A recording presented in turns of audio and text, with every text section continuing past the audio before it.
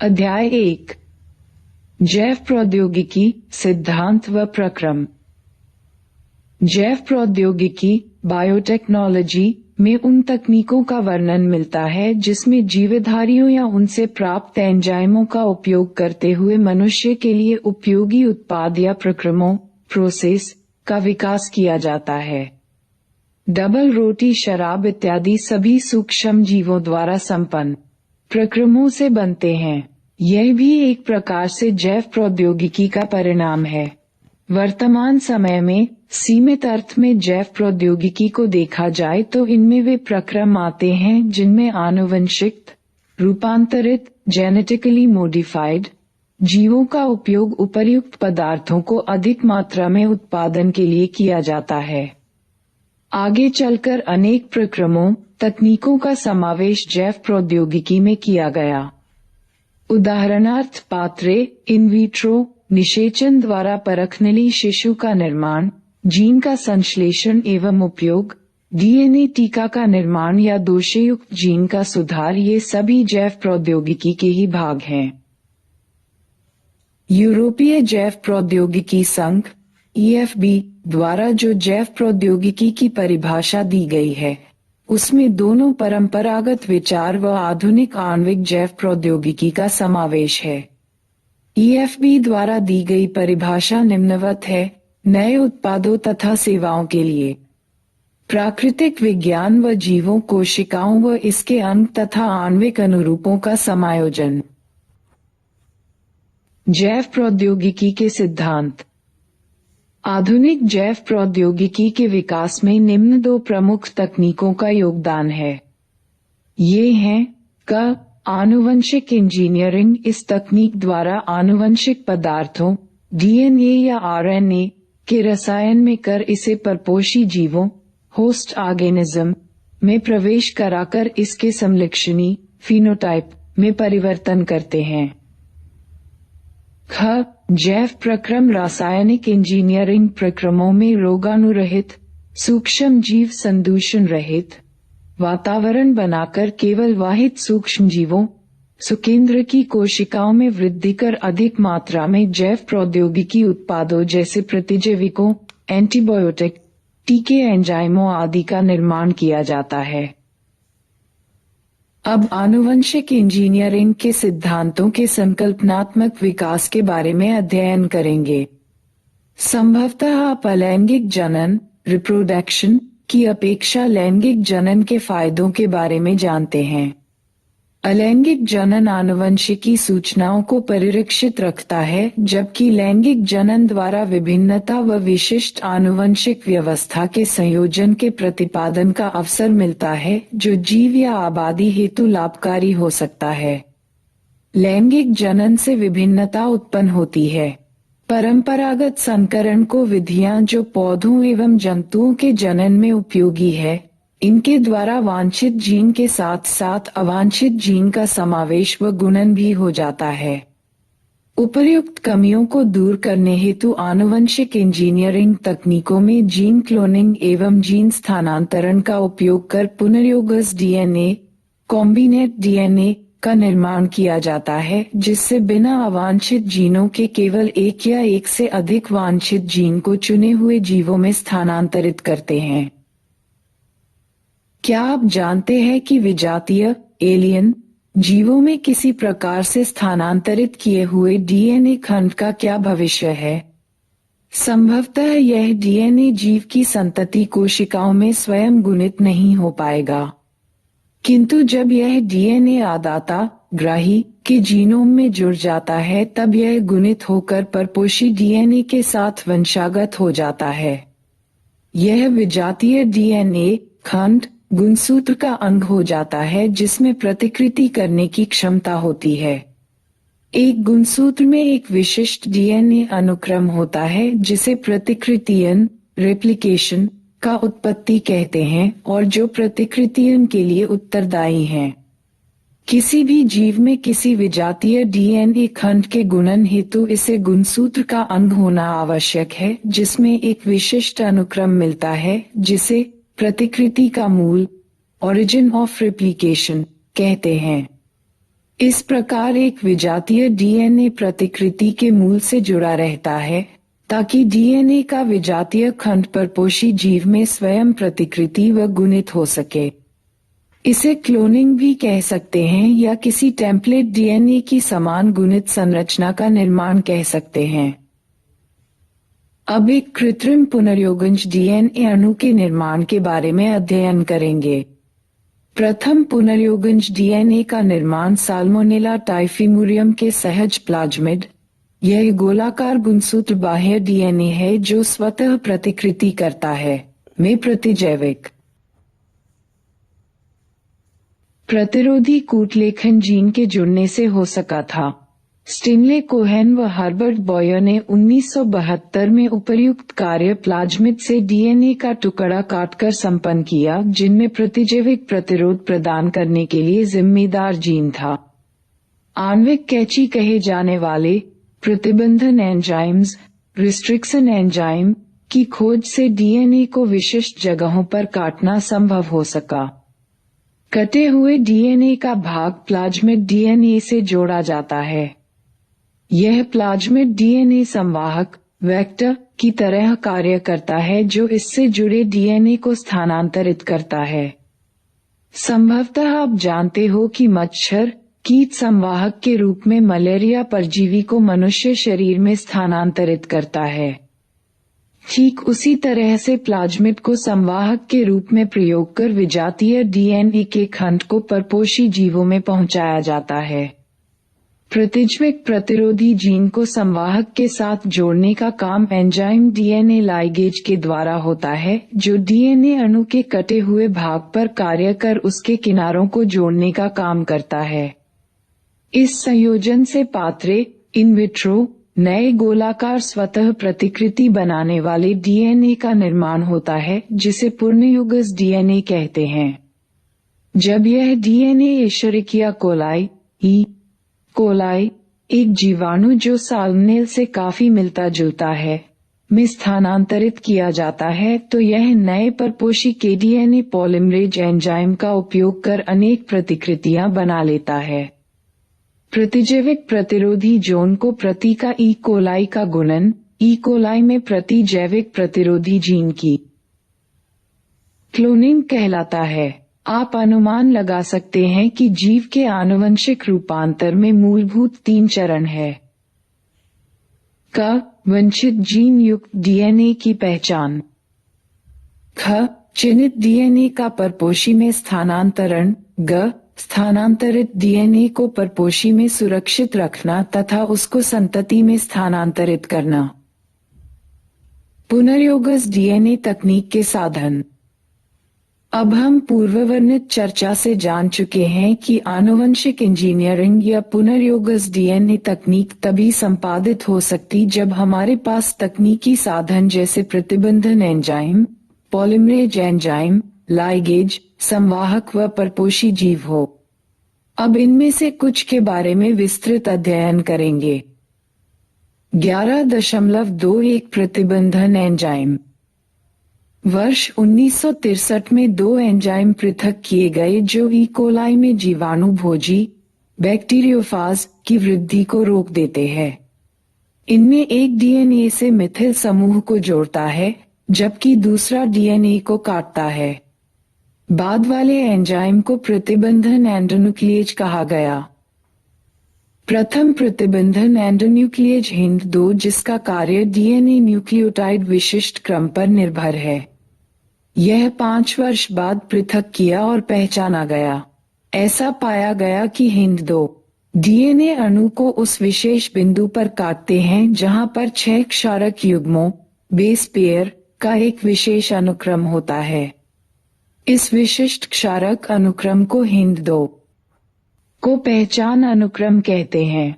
HIND2 के अलावा आज 900 से अधिक प्रतिबंधन एंजाइमों के बारे में जानकारी है जो जीवाणुओं के 230 से अधिक प्रभेदों स्ट्रेन्स से पृथक किए गए, जिनमें से प्रत्येक विभिन्न पहचान अनुक्रमों को पहचानते हैं।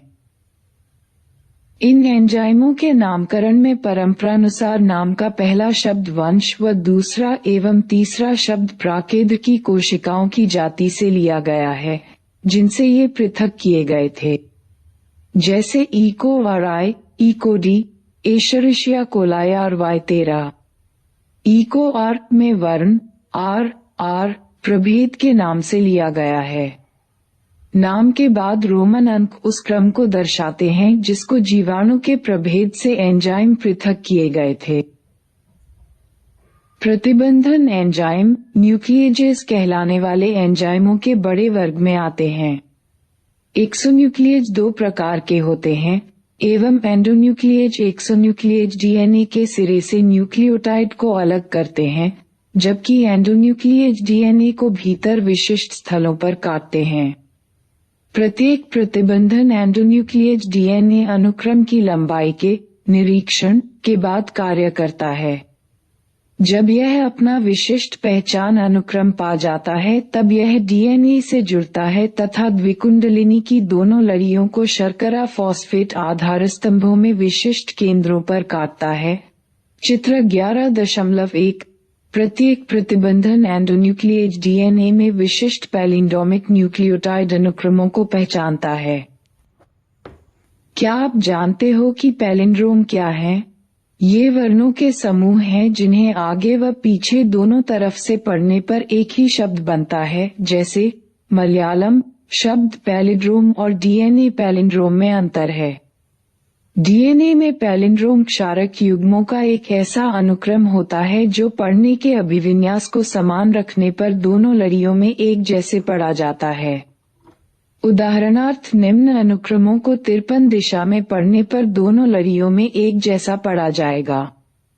अगर इसे 35 दिशा में पढ़ा जाए तब भी यह बात सही बैठती है।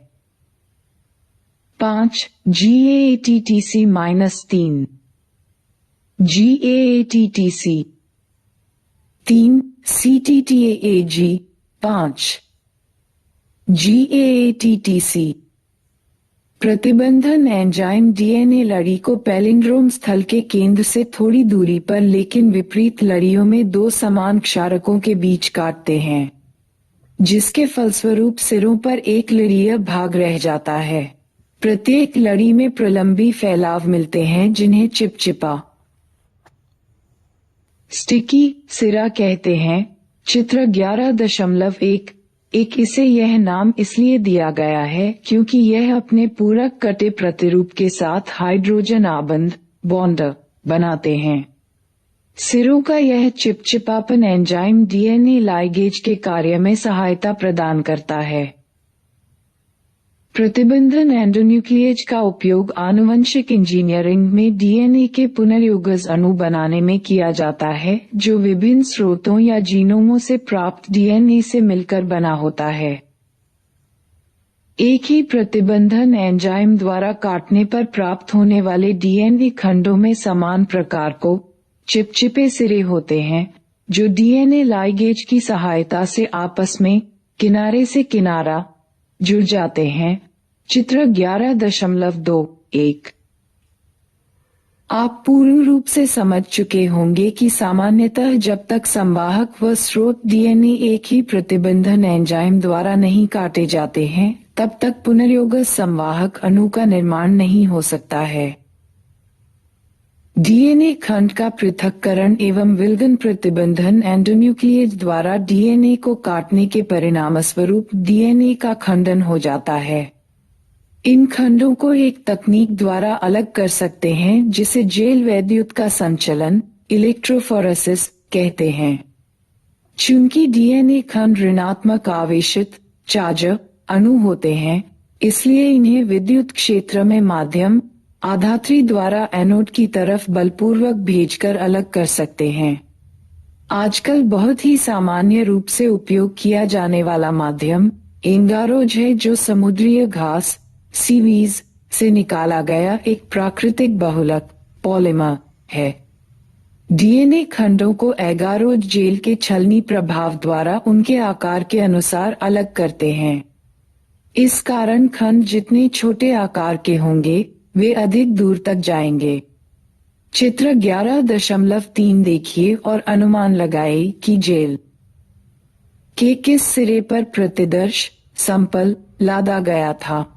पृथक्कृत डीएनए खंडों को तभी देख सकते हैं जब इस डीएनए को इथिडियम ब्रोमाइड नामक यौगिक से अभिरंजित कर पराबैंगनी विकिरणों से अनावृत करते हैं। आप शुद्ध डीएनए खंडों को दृश्य प्रकाश में बिना अभिजित किए नहीं देख सकते। इथिडियम ब्रोमाइड अभिजित स्टैंड जेल को पराबैंगनी प्रकाश से अनावृत करने पर डीएनए की चमकीली नारंगी रंग की पट्टी दिखाई पड़ती है। चित्र 11.3। डीएनए की पृथक्कृत पट्टियों को एगारोज जेल से काटकर निकालते हैं और जेल के टुकड़ों से निष्कर्षित एक्सट्रैक्ट कर लेते हैं। इस प्रक्रिया को क्षालन इलूस के कहते हैं। इस तरह से शुद्ध किए गए डीएनए को क्लोनिंग संवाहक से जोड़कर पुनर्योगज डीएनए निर्माण में उपयोग किया जाता है। क्लोनिंग संवाहक। आप जानते ही हैं कि प्लाज्मिड व जीवाणुभोजी जीवाणु कोशिकाओं में बिना गुणसूत्रीय डीएनए नियंत्रण के स्वतंत्र रूप से प्रतिकृति करने की क्षमता रखते हैं। जीवाणुभोजियों की प्रत्येक कोशिका में काफी अधिक संख्या होने से जीवाणु कोशिका में इनके जीनोम की कई प्रतिकृति मिलती है।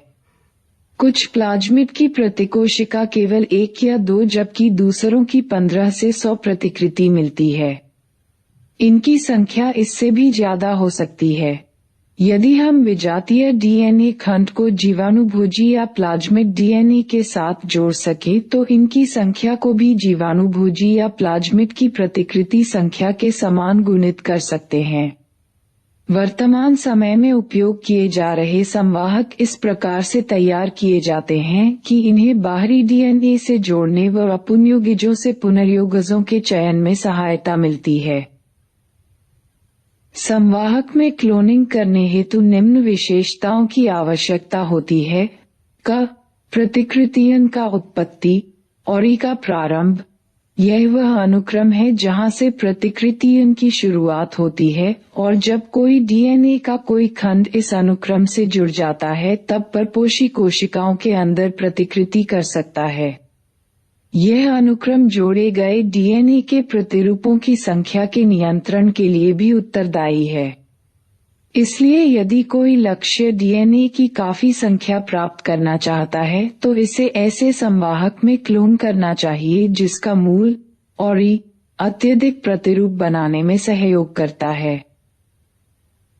ख वर्ण योग्य चयनक।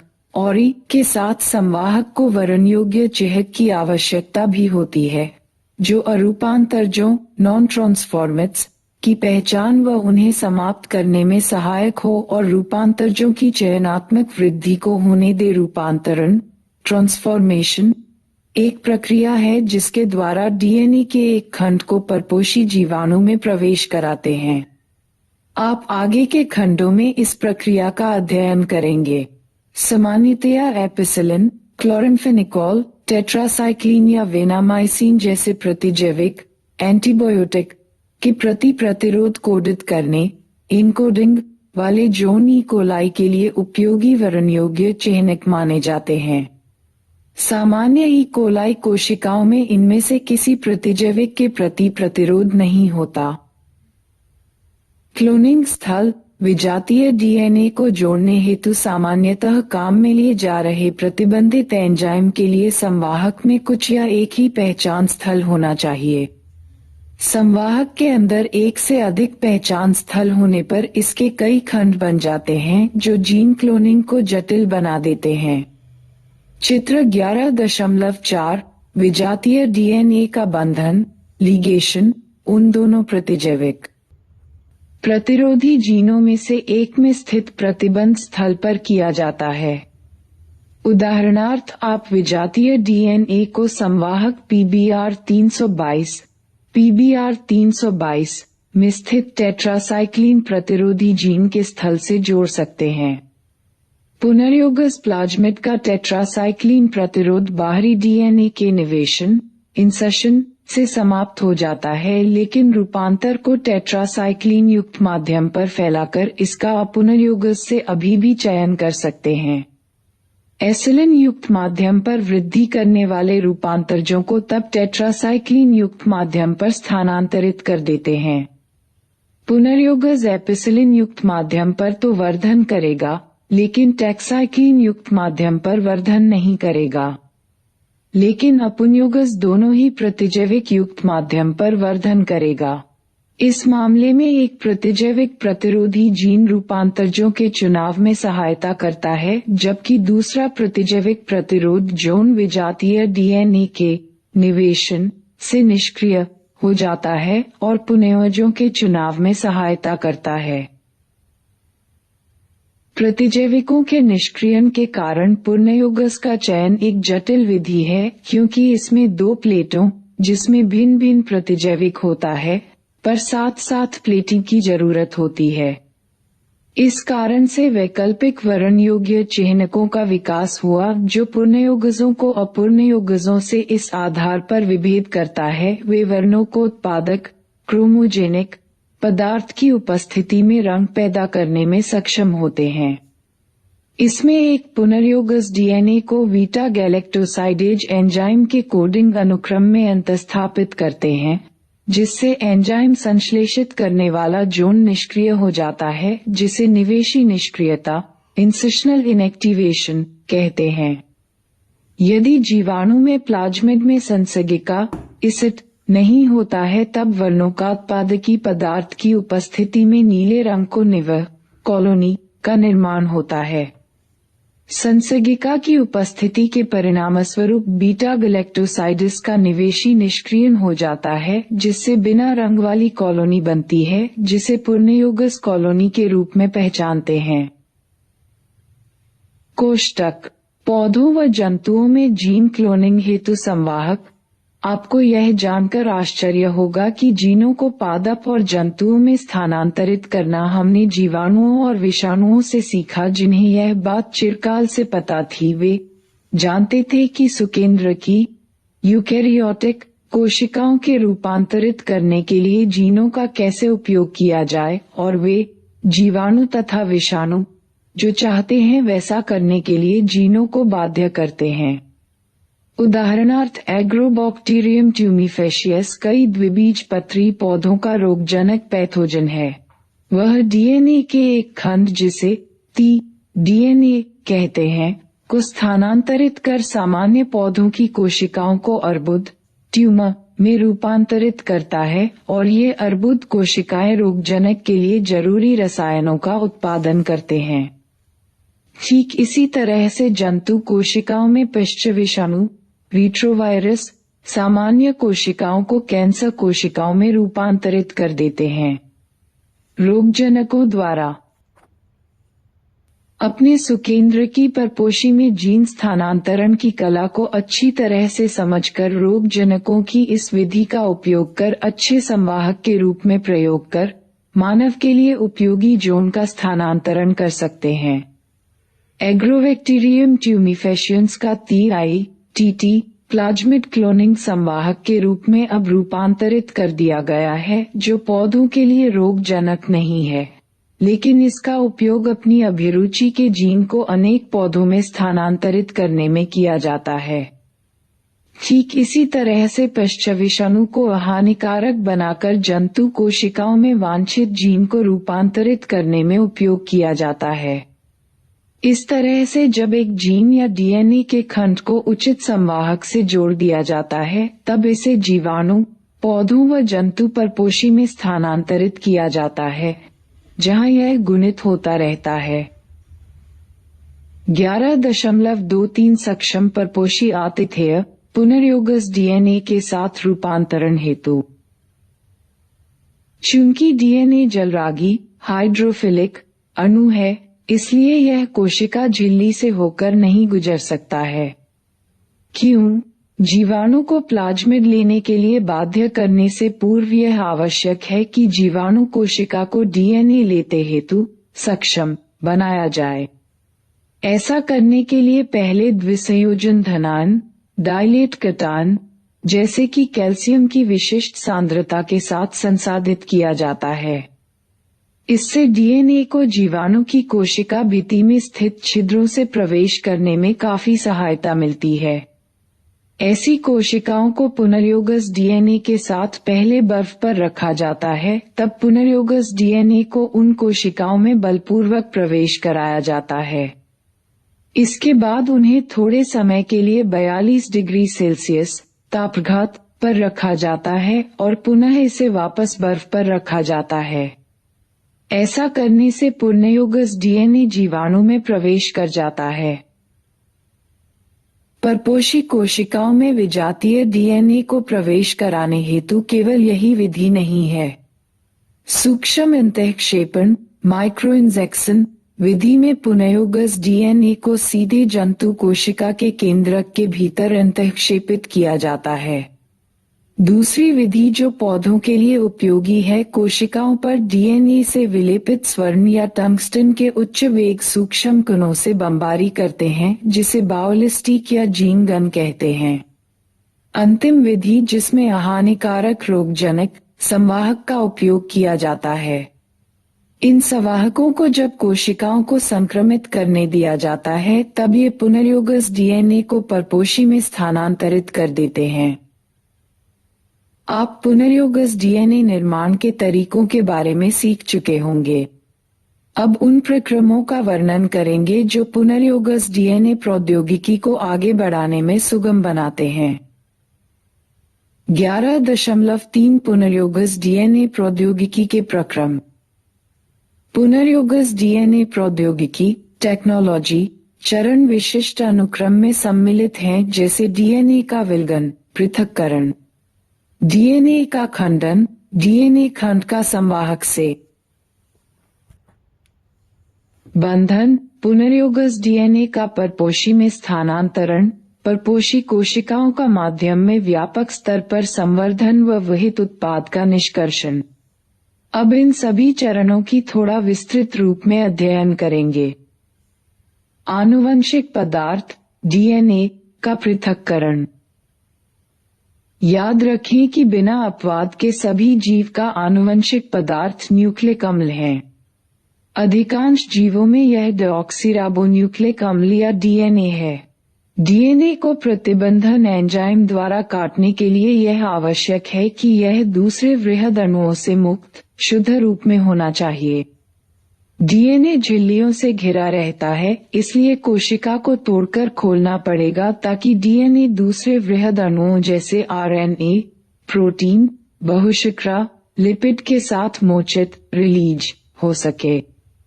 यह तभी संभव है जब जीवाणु कोशिका, पादप या जंतु ऊतक, लाइसोजाइम, जीवाणु, सेलुलेज, पादप कोशिका, काइटिनेज, कवक जैसे एंजाइम द्वारा संसाधित किए जाते हैं। आप जानते हो जीन डीएनए के लंबे अणुओं पर स्थित होते हैं, वह हिस्टोन जैसे प्रोटीनों के साथ गंधे रहते हैं। आरएनए को राइबोन्यूक्लियोइड से उपचारित कर अलग कर सकते हैं, जबकि प्रोटीन को प्रोटीएज से उपचारित कराने के बाद अलग कर सकते हैं। दूसरे अणुओं को उचित उपचार द्वारा अलग कर सकते हैं। अंततोगत्वा द्रुत शीतित चिल्ड एथेनॉल मिलाने से शोधित डीएनए अवक्षेपित प्रेसिपिटेट हो जाता है। इसे निलंबन में महीन धागों के समूह के रूप में देख सकते हैं। चित्र 11.5.1। डीएनए को विशिष्ट स्थलों पर काटना। शोधित डीएनए अणुओं को प्रतिबंधन एंजाइम के साथ उनकी इष्टतम ऑप्टिमम परिस्थितियों में रखने पर प्रतिबंधन एंजाइम द्वारा पाचन संपन्न होता है। एगारोज जेल वैद्युत का संचलन प्रतिबंधन एंजाइम पाचन को नियंत्रित करने के काम में आता है। डीएनए एक ऋणात्मक आवेशित अणु है। इस कारण से यह धनात्मक इलेक्ट्रोड एनोड की ओर गति करता है। चित्र 11.3। यह प्रक्रम संवाहक डीएनए के साथ भी दोहराया जाता है। डीएनए के जुड़ने में कई प्रक्रम शामिल हैं। स्रोत डीएनए व संवाहक डीएनए को भी विशिष्ट प्रतिबंधन एंजाइम द्वारा काटे जाने के बाद स्प्रेड डीएनए से कटा हुआ उपयोगी जीन तथा उसको खाली जगह के साथ संवाहक आपस में लाइगेज द्वारा जोड़ दिए जाते हैं। परिणामस्वरूप एक पुनर्योगज डीएनए का निर्माण होता है। पीसीआर का उपयोग करते हुए लाभकारी जीन का प्रवर्धन। पीसीआर का अर्थ पॉलीमरेज चेन रिएक्शन, पॉलीमरेज श्रृंखला अभिक्रिया है। इस अभिक्रिया में उपक्रमकों, प्राइमर्स छोटे रासायनिक संश्लेषित न्यूक्लियोटाइड जो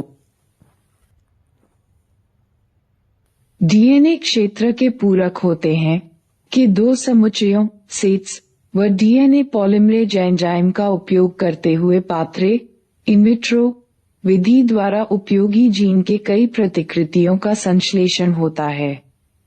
यह एंजाइम जीनोमिक डीएनए को टेम्पलेट के रूप में काम में लेकर अभिक्रिया से मिलने वाले न्यूक्लियोटाइडों का उपयोग करते हुए उपक्रमकों को विस्तृत कर देता है।